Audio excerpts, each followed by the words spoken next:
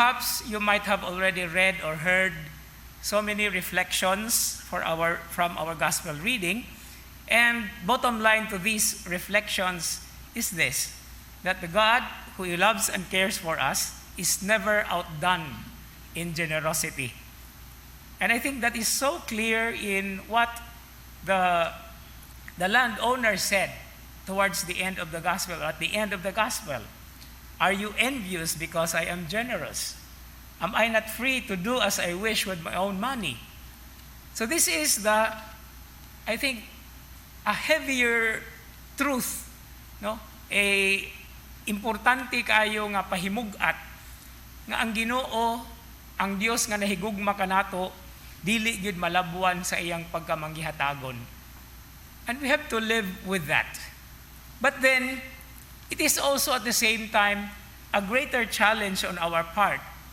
Because just as He is generous, this is also the same angle where we have to take on a particular embracing that we are also asked and called to be generous just as He is. Even if sometimes we are so much controlled or limited with our human understanding and our capacity. Now, one beautiful perspective perhaps that we can use aron atong maklaro diin na nagagikan ang gisulti sa landowner in the parable of Jesus actually is taken from the first reading today from the book of the prophet Isaiah. Niingon si propeta Isaias, of course this is God speaking through him. My thoughts are not your thoughts. My ways are not your ways. Mauni ang nindot kayo nga gamiton aron atong i-apply aron masabtan ang ebanghelyo. What the landowner did is actually a concrete expression of what the prophet Isaiah said of the Lord or of God. My ways are not your ways. And it is here, therefore, that we have to take into perspective the many ways that we are actually dealing with Him, and in the same way as we are dealing with our brothers and sisters. Yes, as human beings, we do follow rules. We do follow prescriptions. But we cannot put God in our own box. God practically works in us. He practically deals with us. He may be sometimes even called far from us, but He never is leaving us. Kaya ang punto diha, kita ramay mupahawa. We are the ones leaving Him. We are the ones withdrawing from Him.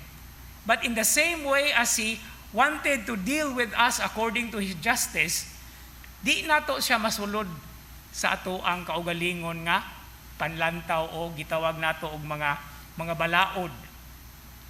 He may be far from us. His thoughts may not be our thoughts. His ways may not be our ways. But He constantly calls us every day of our lives, every moment of the days of our lives. And that is basically presented as well at the beginning of the gospel. No? Nga gikan pa sa kaadlawon hangtod sa alas 5. No?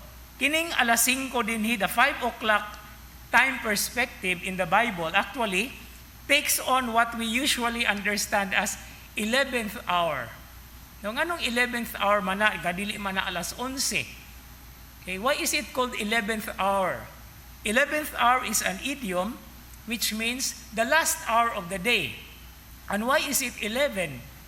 Because the biblical perspective of time starts hour number 1 or first hour at 6.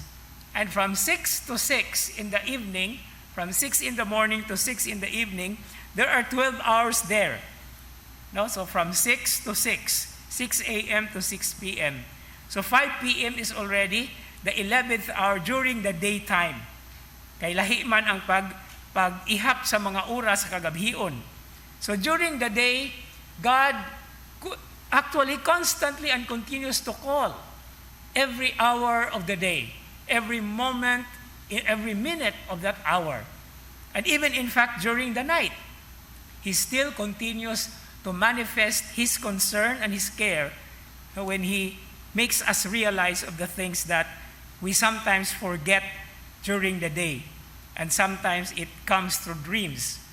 Muna nga, even if His ways are not our ways and His thoughts are not our thoughts, He is constantly touching our lives in many different ways.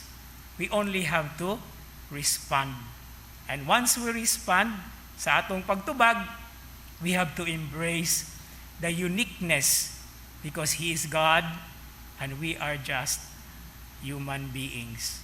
But since He is trying to call us to Him, He wants us to embrace the ways that He has shown us because that is what He wants us and He wishes us to become, to be like Him.